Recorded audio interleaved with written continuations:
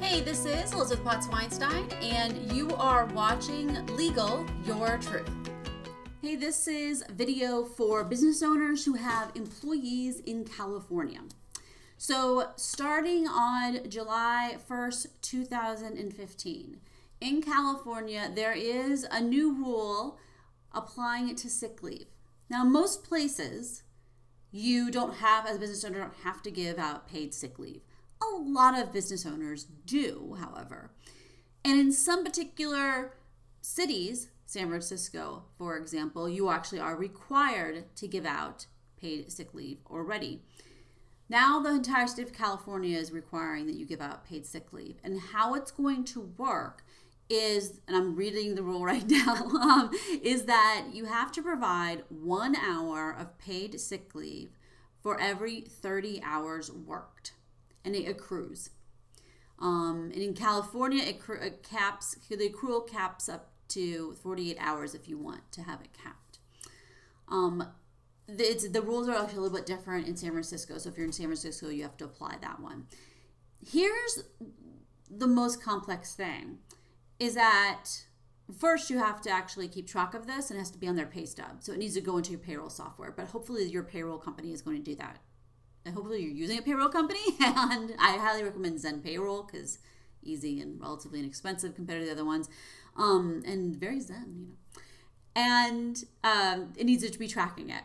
But here's the other complex thing: if you're using paid time off, that kind of a system, which is what I do, so I'm figuring this out myself, then you're gonna have to make a decision. Are you going to have both paid time off and sick leave?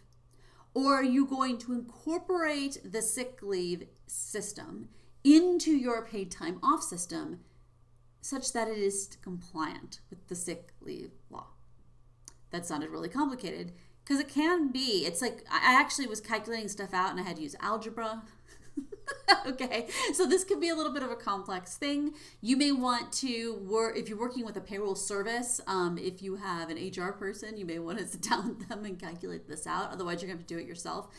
But it's important to go back and revisit. How does your pay time off system work? How do the people accrue hours?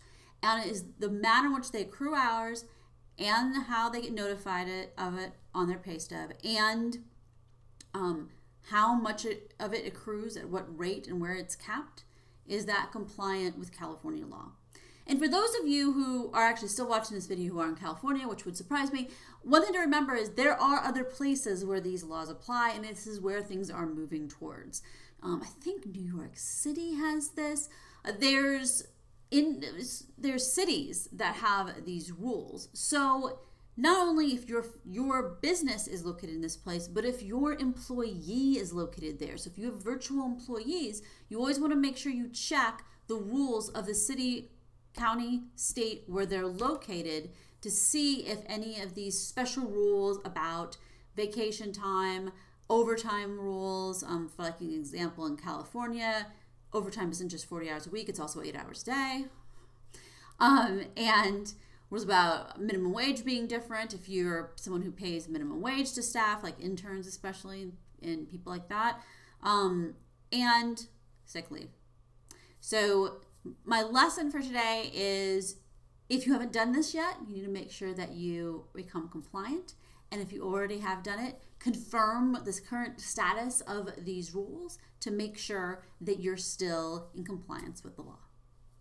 For more tips for small business owners and entrepreneurs, you can go to elizabethpw.com or follow me on Twitter at ElizabethPW. Thanks a lot.